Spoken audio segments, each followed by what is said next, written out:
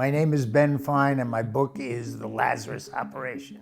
It's a political conspiracy book about two ordinary citizens who get caught up in a major political conspiracy that threatens to take down the American government, and they inadvertently get caught up in it, and they have to do the best they can to thwart it. The main character, there are two heroes. The first hero is a retired chemist, a recovering alcoholic who plays piano in a bar, and he uncovers the plot. And he's completely helpless to do anything, although he knows about it. So he enlists the aid of the second hero, is Fred Giammatti, is a reporter for the New York Times, who's a friend of the first guy's named Eddie Lieb. He's a friend of Eddie Lieb's father. And Giammatti has a little bit more with newspaper that he can attack the conspiracy. There's a lot of characters in the book, and I spent a lot of time to make them different and believable. And secondary characters involve an out-of-control president, out-of-control head of FEMA, and some right-wing ideologues. Chief Brown, who's the chief of police in Washington, and Al Seidenberg, who's the chief of detectives in New York. And I like the secondary characters too. So they became part of a new book. It's something I think that's very reasonable. I got it out of, there's a strange law that says if the president declares martial law, the director of FEMA becomes the de facto president.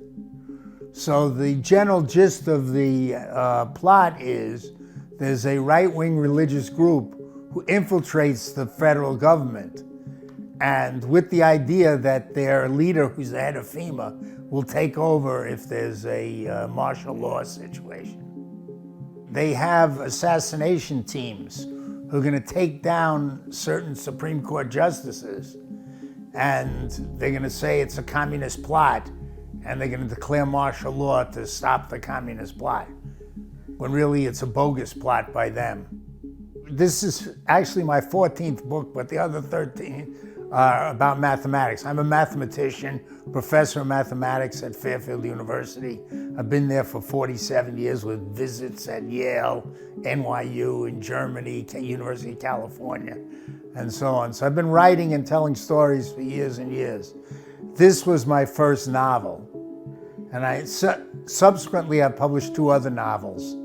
One about pirates and one about a semi-comic book about a gynecologist from Westchester.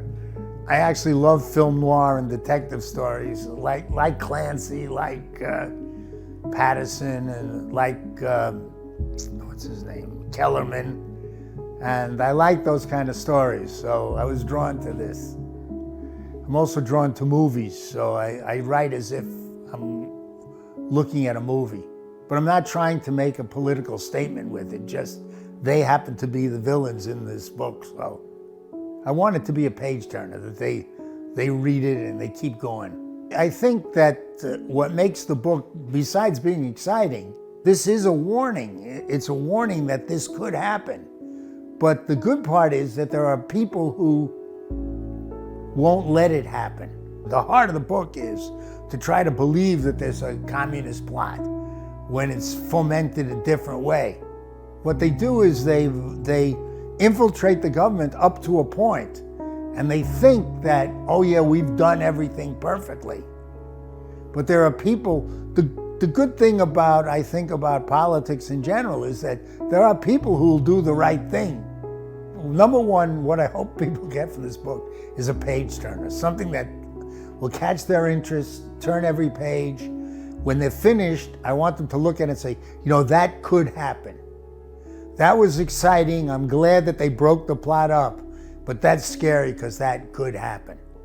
If people read the book, I want them to realize that I made it so that the characters could only do as much as they really could do.